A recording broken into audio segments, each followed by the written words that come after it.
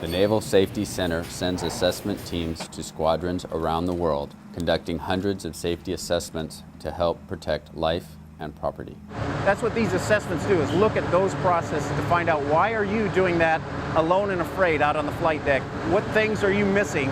What aren't we giving you? Why aren't you doing that, whatever it takes, and doing it right?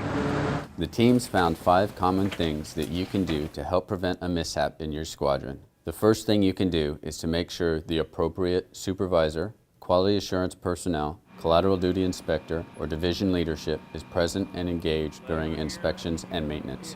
Having anyone from the outside watch what you do tends to point out shortfalls. There's a reason for everything, honestly. If we don't work in an orderly manner, then things happen that you can't explain later on. Follow all publications. Processes and controls change continually, so the task may be something you have done many times before but are not aware has changed. These tasks may seem monotonous, but performing every step of the procedure is crucial to proper and safe maintenance. If you're using your publications, you won't have a doubt in your mind that you didn't do anything wrong.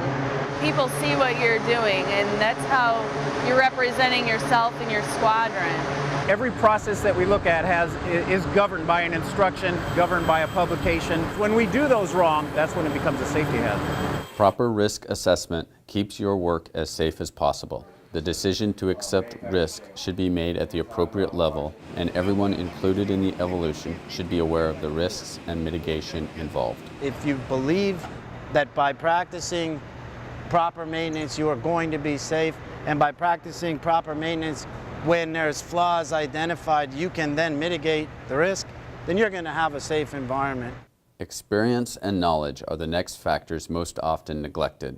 Don't do a task you don't have the training or experience to do. Don't be afraid to ask for help if the task is outside your training or you are unsure of something. A simple question to the right person can save a life. Life is what's most important. At times, it's difficult to do the same task over and over again and still maintain enthusiasm for the job. Remember that complacency kills. Don't ever think that the simplest task is not the most important. Safety is a byproduct of procedural correctness. If you've bought into procedural correctness, you are fostering a culture of safety. We are a team, and when everyone does their part, then lives are saved and equipment can be kept in the fight. If you help fix these common factors, combat readiness is preserved, mishaps will be prevented, and lives will be saved.